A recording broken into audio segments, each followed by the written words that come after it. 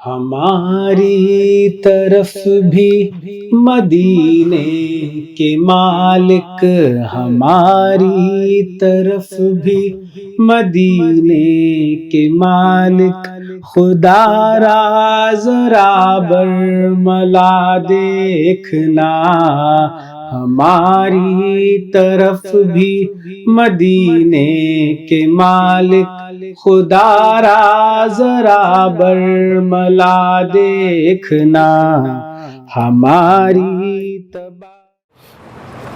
السلام علیکم ورحمۃ اللہ وبرکاتہ۔ وعلیکم السلام ورحمۃ اللہ وبرکاتہ۔ معزز حاجی صاحبان، سامنے آپ کو جو مسجد نظر آ رہی ہے، اس مسجد کا نام مسجد شجرہ ہے۔ کیا ہے؟ مسجد شجرہ اس مسجد کا نام ہے۔ یہ مسجد جو اس جانب آپ کو نظر آ رہی ہے لیفٹ ہینڈ پہ، اس مسجد کا نام مسجد فتح ہے۔ مسجد فتح کیا ہے؟ مسجد فتح، اور یہ مسجد شجرہ ہے۔ مسجد شجرہ، یہاں پر ایک درخت تھا کھجور کا۔ آپ صلی اللہ علیہ وآلہ وسلم کے خدمت اقدس میں ایک یہودی حاضر ہوا، آ کر کہنے لگا کہ یا رسول اللہ صلی اللہ علیہ وآلہ وسلم، اگر آپ اللہ کے سچے رسول و نبی ہیں تو آپ ایک معجزہ دکھائیں تو میں آپ پر ایمان لے آؤں۔ آقا نے فرمایا کہ کیا معجزہ دیکھنا چاہتا ہے؟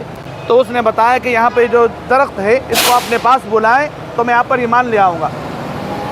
نبی کریم صلی اللہ علیہ وآلہ وسلم نے فرمایا کہ میں کہوں تو آئے گا ہی آئے گا، لیکن تم جاؤ کہنا کہ آقا حکم دے رہے ہیں کہ نبی کی خدمت میں حاضر ہو۔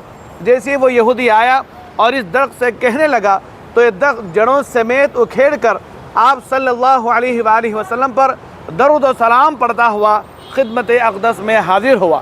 اس عظیم معجزے کو دیکھ کر سبحان اللہ اس یہودی نے نبی کریم صلی اللہ علیہ وآلہ وسلم پر ایمان لے آیا۔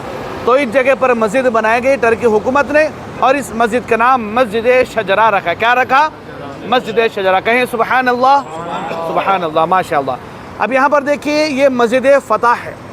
یہ تاریخی اعتبار سے بڑی اہمیت کے حامل ہے، اس لیے کہ اسی جگہ پر آپ صلی اللہ علیہ وآلہ وسلم نے جب مکہ فتح ہوا تو اسلام کے علم کو یہاں پر بلند فرمایا، اسلام کا جھنڈا کامیابی کا یہاں پر لہرایا گیا۔ تو اس جگہ پر مسجد بنا کر اس کو مسجد فتح یعنی کہ کامیاب والی مسجد رکھا گیا۔ اس جگہ پر مولا کائنات کے ہاتھوں سے نبی کریم صلی اللہ علیہ وآلہ وسلم نے اسلام کے جھنڈے کو بلند فرمایا۔ فتح مکہ کے دن جب 8 سن ہجری کو واپس آئے آقا حدیبیہ کے بعد معاہدے کے، تو مکہ فتح ہو چکا۔ پورے کے پورے لوگ گردن جھکائے نیچے کھڑے تھے، غم کر رہے تھے، خوف کر رہے تھے کہ آقا کیا بدلہ لیں گے، لیکن آقا نے اعلان فرمایا آج کسی کے ساتھ کوئی بدلہ نہیں، لا تثریب علیکم اليوم۔ جسے یوسف علیہ السلام نے اپنے بھائیوں کو کہہ دیا تھا کہ کوئی کسی سے بدلہ میں نہیں لوں گا، اسی طرح آج میں میرے بھائیوں کو یہ معاف کرتا ہوں، عام معافی کا اعلان کرتا ہوں کہ سب کو معاف کر دیا گیا ہے، کسی کو کوئی مواخذہ نہیں۔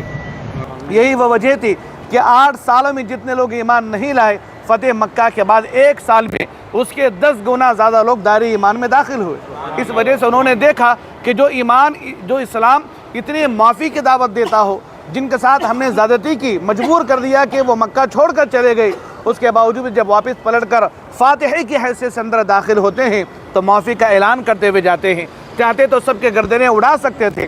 حضرت فاروق اعظم نے یہی کھڑے ہو کر کہا تھا کہ آقا آپ معاف نہ کریں، میں چاہتا ہوں کہ سب کے گردنیں اڑا دی جائے تاکہ صبح قیامت تک کسی کو اسلام کے خلاف آواز اٹھانے کی ہمت نہ ہو۔ لیکن آقا نے فرمایا کہ نہیں فاروق، ایسا نہیں ہوگا، بلکہ میں مشورہ کروں گا۔ آقا نے مشورہ کیا، تمام اصحاب کی رائے آقا کی رائے پر موقوف تھی، لیکن حضرت ابوبکر صدیق رضی اللہ عنہ نے کہا کہ آقا اگر سب کو معاف کر دیں تو زیادہ بہتر ہے۔ آقا نے فرمایا کہ ابوبکر کی جو رائے ہے میری بھی وہی رائے ہے۔ آقا کریم صلی اللہ علیہ وآلہ وسلم نے عام معافی کا یہیں پر سے اعلان کیا، یہاں پر اسلام کا علم بلند کیا گیا، مسجد فتح اس کا نام مسجد کا رکھا گیا ہے۔ اب ہم لوگ بالکل مسجد کے بازو سے ہی انشاءاللہ جائیں گے، وہاں بالکل سامنے جنت المالا کا حصہ ہے، باہر سے ہم لوگ سلام پیش کریں گے اور مسجد جن کی طرف جا کر زیارت کر کے وہاں سے اپنے اپنے ہوٹل یا حرم یا قیامگاہ کی طرف جائیں گے انشاءاللہ۔